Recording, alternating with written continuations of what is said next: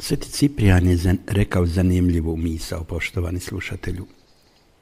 Kaže, ko se smiluje siromahu, taj posuđuje Bogu strahovito puno novaca. I ne samo novaca, nego i dužnost da mu Bog stostruko uzvrati.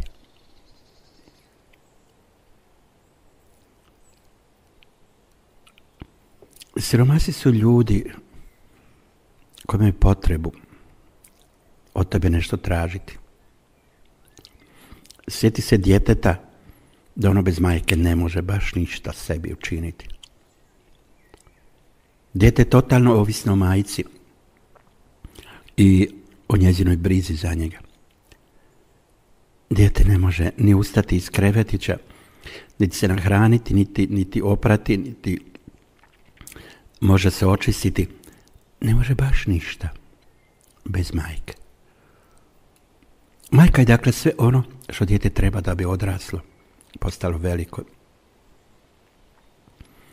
Majka je sve djetetu. Siromah je također čovjek koji treba tebe i mene da bi on odrastao. I ako te moli za novac, daj mu, ali mu reci uz to i neku dobru riječ. Ako nemaš novaca, reci da ti je žao, a da ćeš misliti na njega drugi puta. Siromah je neko, dakle, ko si ne može sam pomoći. On si ne zna. Tebi je Bog dao da možeš, kao što je majci dao da se može za sebe brinuti, a dijete ne može. Dok se i ti možeš brinuti za sebe i zaraditi novac i kruh svagdašnji, siromah ne može. I siromah nije samo čovjek koji nema novaca i kruha svagdašnjega i dobre hlače i košulju. I siromah je svaki čovjek koji nije sposoban uopće da se zaradi, koji nije sposoban da se za sebe brine. Siromah je alkoholičar koji ne može više postati slobodan. Siromah je čovjek koji ovisi o raznim igricama. Čovjek je ovisan o drogi, on je teški siromah. To nije dakle samo čovjek koga treba možda povesti u autu, čovjek koga treba nahraniti, čovjek komu treba dati na trenutak krov nad glavom, pružiti mu nešto materijalno. Siromah je prvenstveno čovjek koji tebe treba da bi postao drugačiji, bolji. Siromah nije samo u trbuhu i u tijelu, nego prije svega u duši i u duhu. I zato kad daješ siromahu, onda mu dušu daje. Daj mu neko dobro, riječ, misao, molitvu. Pokloni mu nešto što će njegovu dušu najprije podignuti. Pitaj ga za nešto. Zaželi mu neko dobro.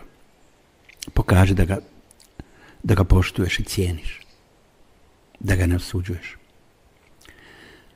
Na taj način ćeš mu pomoći da siromah sve manje bude materijalni ovisnik, a sve više čovjek koji raste i razvija se i postaje sposoban raditi sam na sebi, kao dijete koje je odraslo i brine se za sebe i više ne ovisi o majci, nego sad počinje druge pomagati da oni odrastu. Dobro je biti dakle čovjek kad imaš za koga živjeti.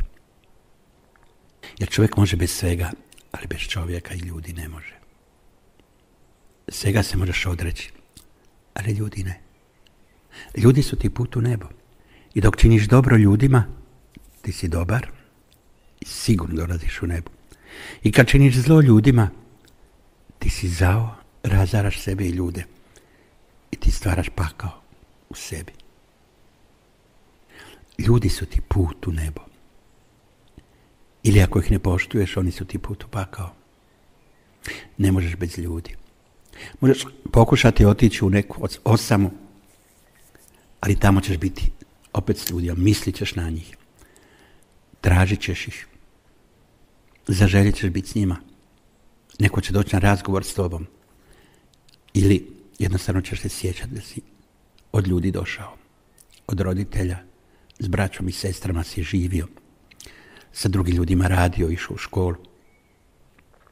vidjet ćeš da moraš biti zahvalan svima kako bi uspio u svojoj osami naći smisao. Dakle, podsjetimo se. Siromasi su ljudi koji te trebaju. Ne ljudi koji trebaju nahraniti samo svoj želudac. Ponekad i to. Ali prije svega ljudi koji trebaju tvoju toplu riječ.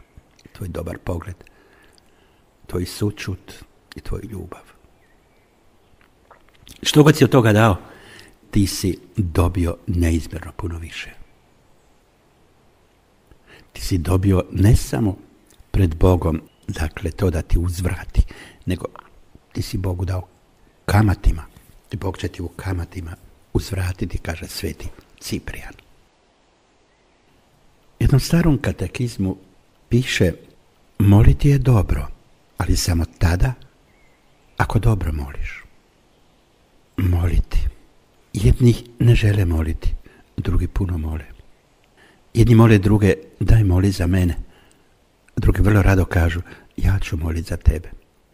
Jedni uče moliti malu djecu ili nekog drugog koji bi htio naučiti moliti. Drugi mole sami. Jedni vole moliti s drugima naglas, drugi opet vole moliti samo na svetoj misi ili u obitelji. Jedni vole moliti ovu ili onu formulu, krunicu, Oče naš. Drugi vole u tišini stajati pred Bogom. Moliti. To je najdublja hrana duše, jer moliti znači povezati se s stvoriteljem ili bolje postati svjestan stvoritelja koji te stvorio. Budući da naša duša zavisi o Bogu i o njegovu duhu, budući da je Bog zapravo na neki način u nama korijen svega, izvor sve naše energije, snage, života i zdravlja, onda je normalno da je molitva nešto bez čega čovjek ne može preživjeti. Ali sad dolazi istina koju kaže ovaj katekizam: samo ako čovjek dobro moli. Jer moliti samo tako da izmoliš neke molitve, doživjet ćeš kritiku koju je Isus davno rekao: ne blebećite kad molite. Ne brbljaj dakle molitvu. Molitva nije izgovaranje nekih formula. Jezik se ne može spojiti sa Bogom. Ne može se ni psiha spojiti s Bogom. Ni tijelo se ne može spojiti s Bogom. Jer Bog je duh. Samo duhovna duša se može spojiti s Bogom. A duhovna duša se spaja s Bogom onda kad si ti svjestan duhovne duše i Boga koji je s tobom. Duhovna duša ima duha. Ona je duhovna. A Bog je duh. I zato je moguće. Čim si na razini duhovne duše, ti si pred Bogom svjestan, slobodan, u transcendenciji. Zato dobro moliš samo onda kad si sabran i svjestan kome govoriš. I najbolja molitva je onda kad malo govoriš, a puno slušaš. Zato Isus rekao: nećete biti uslišani zbog mnoštva riječi koje izgovarate u molitvi. Malo reci i dobit ćeš. Rekao na drugom mjestu: kad molite, vjerujte da ste već dobili. Dakle, malo treba. Kad moliš, znaj, dobio sam. Ali vjeruj. A vjeruj znači uzmi to što si već dobio, što si išao izmoliti. I dobro moliti ne znači uvijek nešto izmoliti, nešto tražiti, za nekoga moliti. To ne znači biti prosjak. Moliti znači biti Božje dijete. To znači razgovarati s Bogom kao što razgovaraš sa svojim roditeljima. Pitati Boga i slušati ga. U molitvi je stoga najvažnije čuti, slušati, osluškivati. Upravo biti sabran znači osluškivati. A osluškivati znači slušati što ja to govorim Bogu. Oče naš, u krunici. Ali da još važnije znati, Bog me ne čuje, vidi, ja stojim pred njim. On mi se smiješi. On je tu. On me voli. On uslišava me molitve i prije nego ih ja kažem. Zato mu ne treba nabrajati što sve treba. Čim sam s njime, on sve vidi u meni što mi treba. On zna moje nakane za koga bih ja htio moliti. I on će sve uslišati.